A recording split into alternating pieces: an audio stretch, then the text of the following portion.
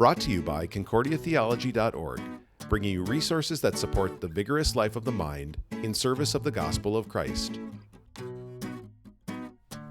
Welcome to Tangible, Theology Learned and Lived. We're exploring the ways in which theology permeates all aspects of life. Through conversations with faculty at Concordia Seminary, St. Louis, we will challenge you to deepen your theology and live out your faith in Christ. I'm your producer and host, Jessica Bordolo. I'll talk with a variety of professors on a variety of topics, something different every episode, but all pointing to the intersection of faith and daily life. It's tangible, theology learned and lived. Should pastors use AI to write their sermons?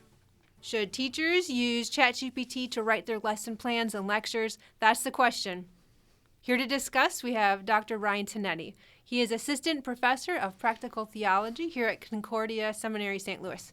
Dr. Tinetti spent 14 years as a parish pastor, serving in Michigan, the West Coast, and Thailand.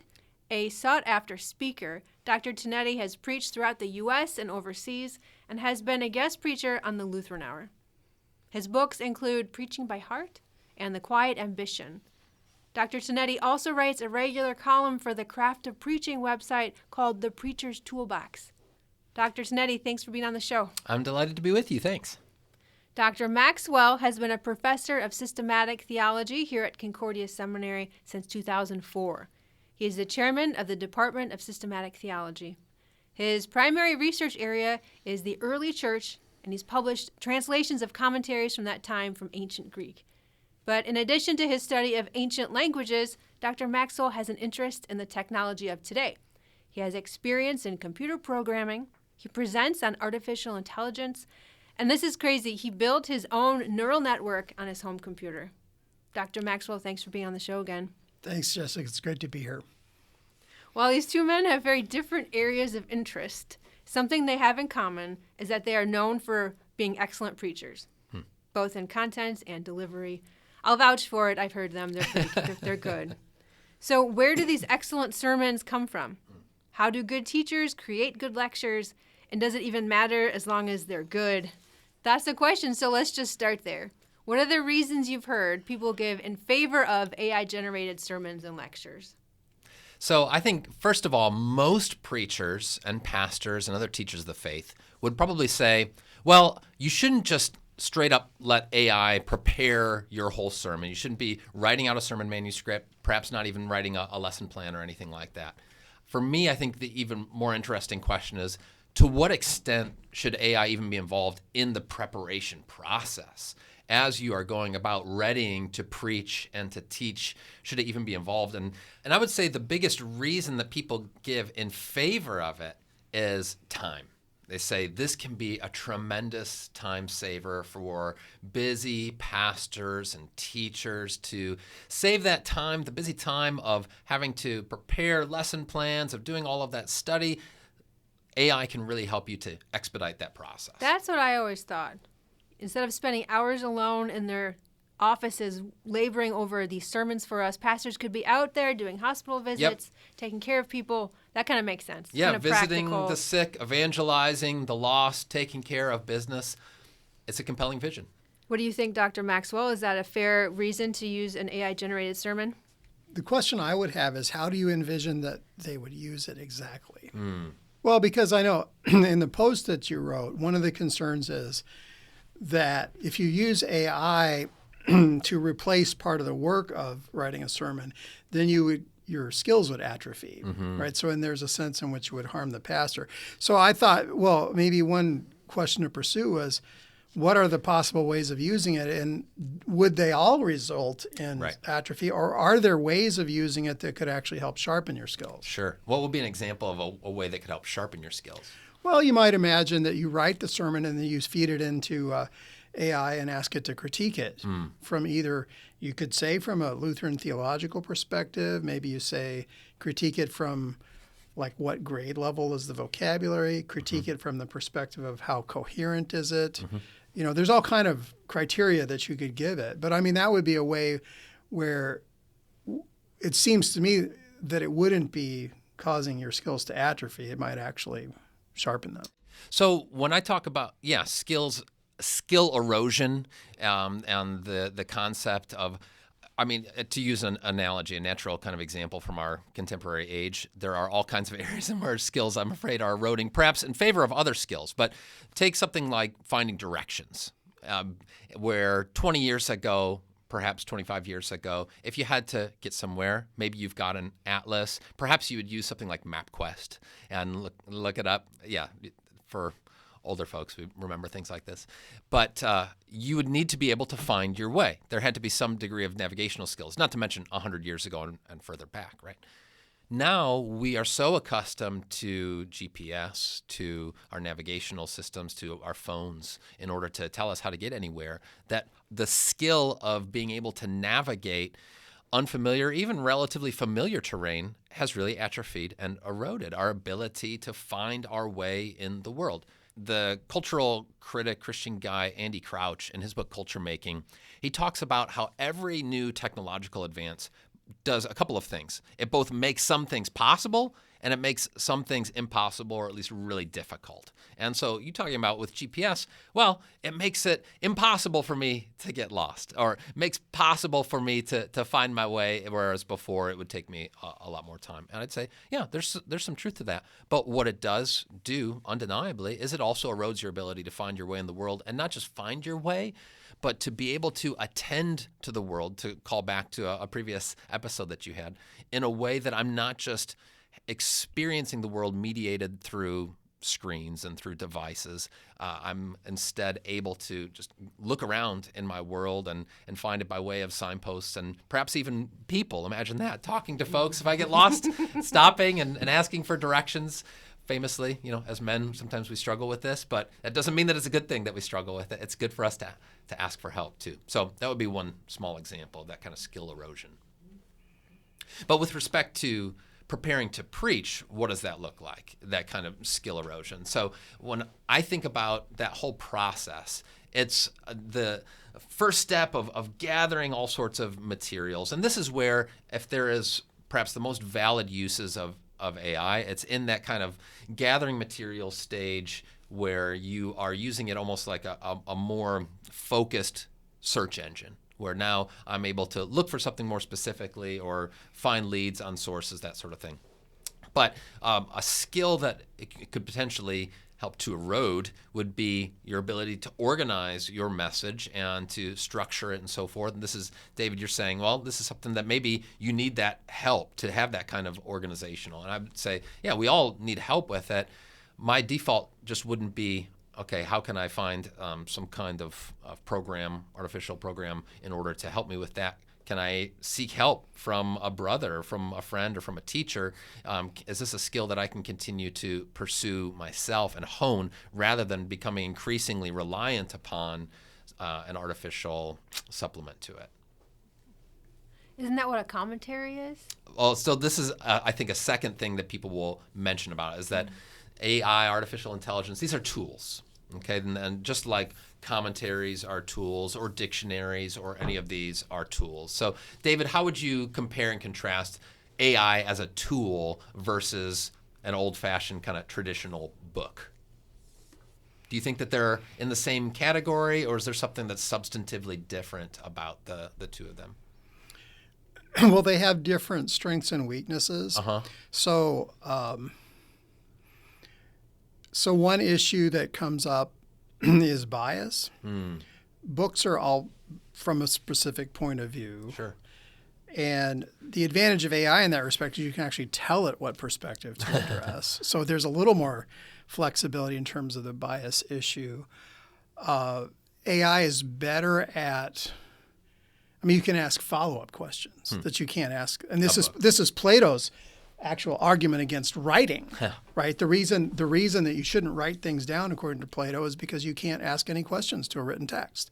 So you should just only talk. You shouldn't write. Okay. Well, now AI, you can actually ask it questions. So in that sense, AI is probably stronger than a book. But a weakness of it, where it's probably weaker than a book, would be that you have to understand what it does. So it's not, basically what large language models do is they predict the most likely next word in a sentence. And so what that means is that what you're getting, even though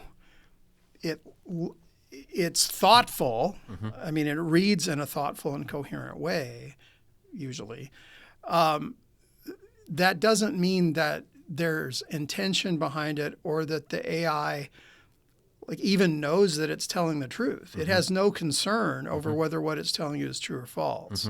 And so there's a sense in which you're probably better off trusting a book than trusting an AI response, just because a human author is probably at least going to care whether they're telling you the truth. When you have to realize that AI doesn't. Sure. So that would be a weakness. And so I think you have to take the strengths and weaknesses into account if you're going to use it as a tool. Right. And for me, recognizing it as a tool, one of the things that I bristle at about that argument is the notion that, well, any tool is just neutral. And especially when we talk about the large language models and generative AI, this has been coded and created by folks who have a very particular perspective on the world. There isn't, as far as I know, somebody, stroking a cat in Silicon Valley who's deciding for every particular search how it's going to go. Nevertheless, there is every search that you're doing through your generative AI and the creation that's getting is a kind of internet sausage, and you don't always know what's in it. Well, okay, can I just, so those are two different things. Yeah. So the claim that the designers have created a bias versus you're getting internet sausage. Sure. I think the second one is more relevant. Because the way AI is structured, the programmers are programming the network. Now, I suppose they could have an influence on the bias as to what training data they feed it. Sure. But I think the goal is that they're trying to feed it everything under the sun. Right. All right. So the real issue is what you're getting is stuff taken from the internet. And so so the question becomes, what is it? What's in there? What's in there? What is its bias? It's not the creator's bias, it's the internet's bias. But I have been working on an article on the definition of the Council of Chalcedon, which is the early church council where we get the language of two natures in Christ.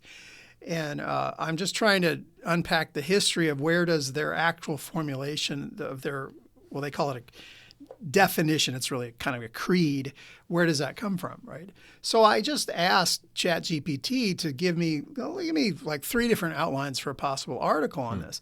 And what it came back with was like all the cliches, which wasn't helpful to me because I have a particular take on it that's not going to go with the normal. And since this isn't an early church podcast, I'm not going to go into detail about what the cliches are. But just generally speaking, you're more likely to get cliches out of AI because you have to understand what it's doing. It's taking the data off of the internet. Yes. And so what is everyone saying about this? Well, that's what you're going to get. Yeah. Right now. So then the question becomes, well, is that going to be helpful to you or not helpful to you? Right. I mean, there may be cases where it is helpful. It's like crowdsourcing. Maybe the wisdom of the crowd actually would be helpful here, or maybe not. Right. So it's part of like discerning what you're dealing with, the nature of the tool that I think is important here. Yeah, the nature of the tool and what's the job that you are trying to use it for. And this is where, to the specific task of preparing to preach, I think that it proves to be woefully inadequate in many respects. Well, what are some examples that you would give of like ways to use it that you shouldn't do? So I gave the example before of doing outlining, that sort of thing. I think that is that can be susceptible to that sort of skill erosion. But even finding, okay, what is the here's my text. I'm going to be preaching on Matthew 11, and what should be, we use the language of like focus and function in our preaching. So your focus is kind of what's the big idea? Why is this text good news for us? And what's the function? What's the goal? What do I hope is going to be the outcome for the hearers in this? It'd be very easy to have ChatGPT or what have you generate not one but a whole set of different focus and function statements, and that seems benign enough because the text is the text, and what's the message we're going to get from it, and fair.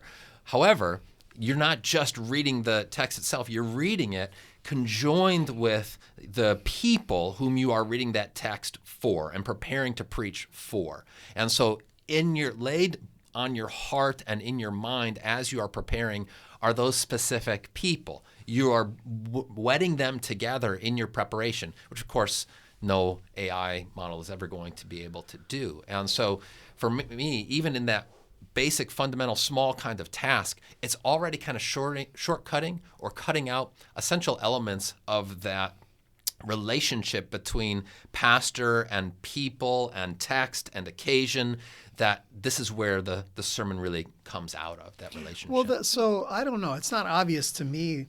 Like if you were to say, give me 5 outlines of a sermon on Matthew, whatever, and it does it, and then you look at the outlines, and then you think, okay, well, you have your people in mind, and then you're thinking about your people in relation to these 5 different things the thing spit out.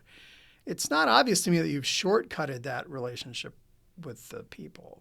So not just the relationship with the people, but your relationship with the text. So when I think about what I'm doing as a preacher in that preparation stage, so much of it is I'm wrestling with the Scripture and with the Lord through that Scripture, praying back to Him. And I guess we need to call out what I think in some ways is the elephant in the room with some of this, which is that, yes, we can imagine a scenario where pastors use this in a really disciplined kind of way, in a one-off, very narrow kind of thing.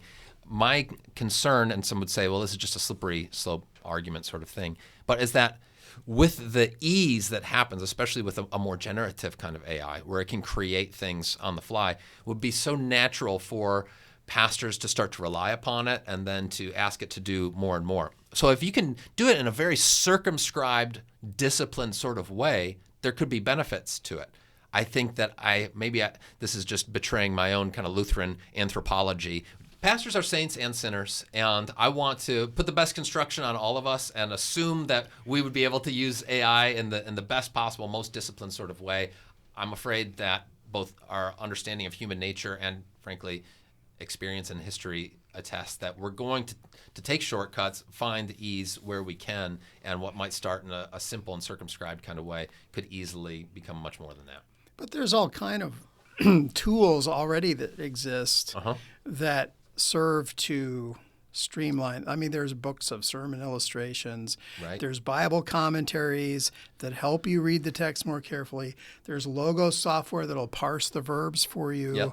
I mean, are you against all of these things, or like, why is AI a special case? Well, maybe you're not talking to the right guy, because I tend to be against more of these things than others are. But I think that what makes it more of the special case is the generative piece, where it's one thing for me to read a commentary, to glean those insights, and for me to lay those to heart, to wrestle with them, to read, mark, learn, and inwardly digest. And for that to be part of my own process. It's another thing for me to be outsourcing that to another thing. And, you mentioned Plato before, and it does go back to that skill erosion, because this other issue with writing is that it's not going to help with remembering. It's going to help with reminding, right? It's not going to help. It's going to cause people to be more forgetful, that their minds aren't going to be as sharp, their memories aren't going to be as sharp, right? And this is manifestly the case. I'm pro-writing. I'm pro-books. Let that be on the record. Otherwise, I'm going to return the one that I have that you wrote. Yeah, right, exactly. So it's not that these things are all bad, but there are lines that need to be drawn somewhere. And for me, the line before generative AI is one that's worth drawing, specifically when it comes to for pastors preparing to preach. Do you see that as different than teachers using it for lesson plans or lectures? Lesson outlines? Yeah, it's a good question to a certain extent. So I think there can be similarly creative work. There are both very creative work and some of the tasks that are involved. When it comes to preaching in particular, so much of preaching is I'm going to lay my heart and soul on the pulpit and bring it before the people of God. This is true in teaching too, to be sure. But how am I myself wrestling with the Lord? I always think in my mind's eye the story of Jacob wrestling with the angel, or perhaps with the Lord, and he comes up limping. Mm-hmm. And for preachers, week in, week out, what we're doing is wrestling with the Lord through the text, wrestling with him in prayer, and thinking about our people, what they need, and how this word touches them, and how it touches our own heart, that there's a sense in which we ought always to be limping on our way up to the pulpit, metaphorically speaking, as we are making our way and preparing to deliver this word, that it's out of the overflow of my heart that my mouth is going to speak. And to the extent that I offload some of that work, and maybe it is making it easier, maybe it's making it more expeditious, I think that in the long run, it might actually be deforming me, malforming me as a preacher, as one who is himself being formed by that word, so that I'm able to deliver it to the people of God. I know you're thinking something. I encourage you to say it. Well, again, I mean, I'm so since I'm a language guy, are you opposed to logo software? So What's logo software, Dr. Maxwell? So logo software, it's a software package that has the Greek New Testament in it, and it's got it so you can hover over a word and it'll tell you what the form of the word is and define it for you, so that you don't have to look it up in a dictionary, Right. or so that you don't even have to memorize the grammar paradigm charts if you don't want to. Right. So I think, once again, I think that's a useful tool, and I'm not opposed to its existence. Do I personally use it? I don't. I think that it's helpful, again, with the skill erosion piece, to continue to pursue it. That's not for everybody, and not everyone's going to have perhaps the time to be able to pursue not only the language study, but then the continued use of the language. Or another, let me just unpack that a little Sure. more. So it's not that I'm saying that we should go back to the early church and not have concordances. Right. But what I'm saying is, like, the horse is out of the barn. And so just let her run free. Understand what it's good at, what it's not good at. Right. Because, I mean, you can argue all you want, pastor shouldn't use this thing, and you're not going to win that. I'm sorry. It's just not going to happen. So I think a better approach would be to just, like, can we use it? Are there better or worse ways of using it? Sure. And to me, like, the fact that AI allows you to have a conversation with it makes it kind of fundamentally different than some of these other tools, and may actually help address some of this, because it forces you into a conversation, just like you could have a conversation with another person while you're preparing your sermon. And why don't we do that? I mean, I do that. Yeah, good. I know a you do. podcast where people do that. Exactly. I guess I'm just so pro people and pro and kind of analog kind of stuff that I am very hesitant and wary of the continued encroachment of new technologies, especially digital technologies, that are seemingly degrading our need to rely upon one another, to rely upon our human faculties, and on things that are apart from a screen. And so with all of this, I mean, David, I think you've made some good points, and especially about the importance of being discerning with this, that the horse is out of the barn, and I don't disagree with you. I'm thinking of one of my favorites, Wendell Berry. And Wendell Berry has an essay in which he refers to a conversation that he has with somebody, and I think it was in response to an article he wrote. My card's on the table here. Why I'm not going to buy a computer. This is what he wrote, in the 80s. And here he is with us still in his 90s, and to my knowledge, he's never had a computer. I have a computer, okay. But somebody asks him in response, where are you going to draw the line? Where are you going to draw the line, right? Kind of this. And he says, that's a good question. It's one worth losing some sleep over. And he says, I don't know always where to draw the line, but the fact of the matter is the line needs to be drawn somewhere. And I think for any and all of us, it's too easy to slip into, well, it's a tool, it has positives and negatives, for that to be an excuse for us not to be as thoughtful and discerning about its use. But, well, it's out there, it's available, and to quote Ian Malcolm from Jurassic Park, we saw that we could, we never stopped to ask whether we should. And I think that's the question, and that we need to maybe lose a little bit of sleep over. I mean, this is one of the places where I'm drawing the line. So not using generative AI in my preaching prep. I think it's important to, wherever those lines are for you personally, you need to be deliberate about it, because guess what? I mean, like you say, maybe there isn't a kind of bias in terms of the LLMs or the large language models and the AI from Silicon Valley, but there's a larger bias that this stuff would be frictionless and entering into every aspect of our lives. You doggone better believe that that's coming for us. And so, yeah, I think that we need to be a little bit more deliberate and even sometimes a little more Amish or quasi-Amish with some of it anymore, without the neckbeards. Where's your line in the sand, Dr. Maxwell? I guess I'm a little hesitant to draw it as strictly as Ryan wants to, just because I'm not convinced. I haven't used AI enough to know like what it's capable of. You have a better idea than most of us, though, because of your work with neural networks. I have a very basic idea of how the thing works, but that doesn't mean I know like what kind of capability it has, or even like you could push me on the bias issue. I don't actually know what kind of the various ways in which bias could creep into it. So what would you use it for?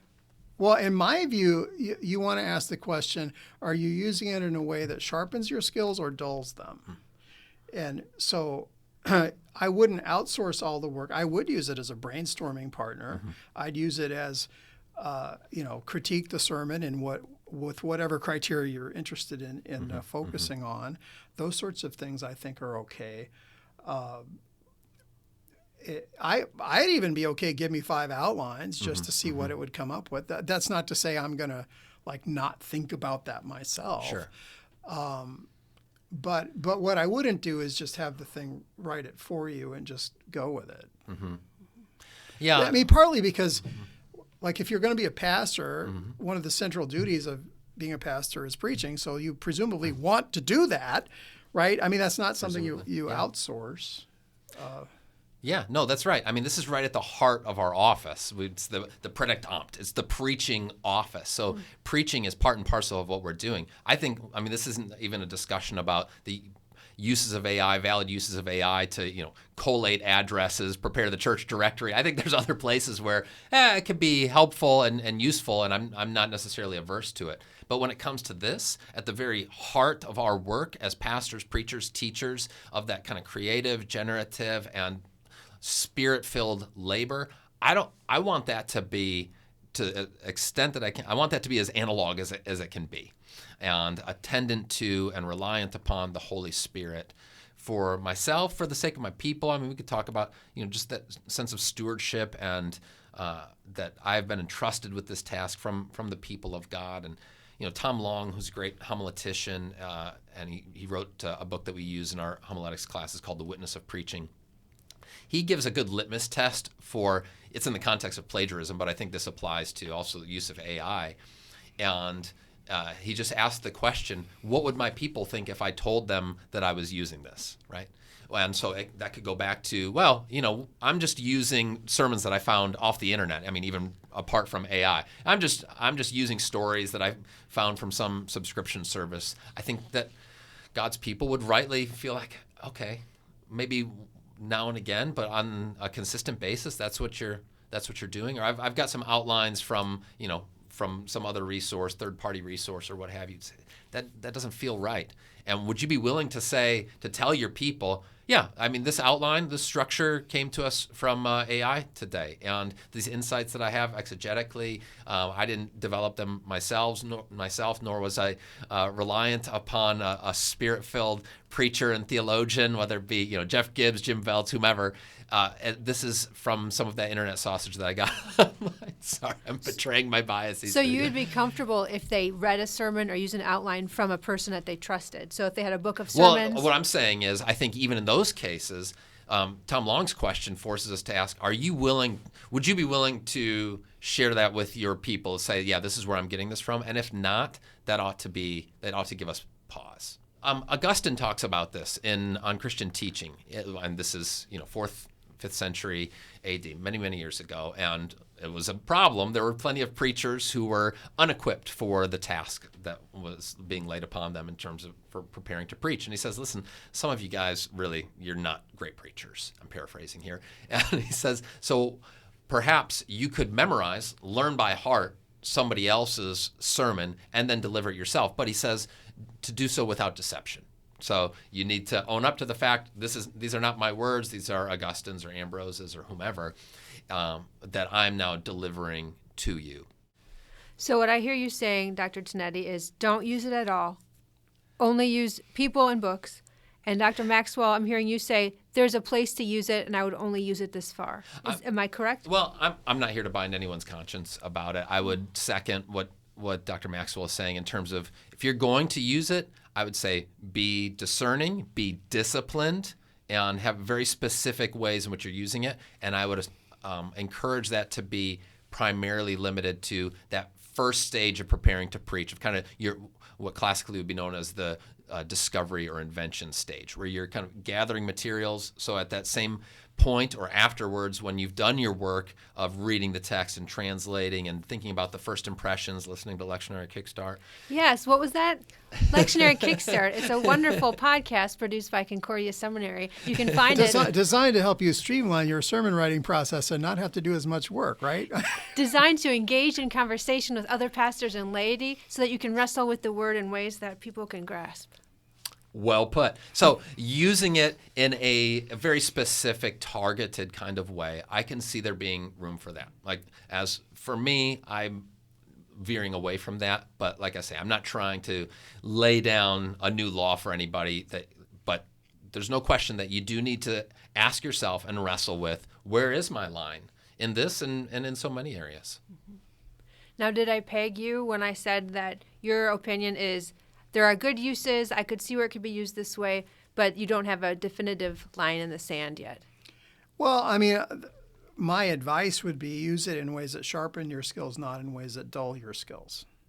So I wouldn't necessarily limit it to the first phase. I mean, I don't have a problem asking it for help organizing thoughts or help critiquing your sermon after you write the thing. I mean, I've never tried that, but I think that'd be a very interesting way to use it, just to see, what kinds of critiques it would come up with. The final question on our show is always this: what do you want our listeners to remember? The poet Robert Frost said once, "No tears in the writer, no tears in the reader."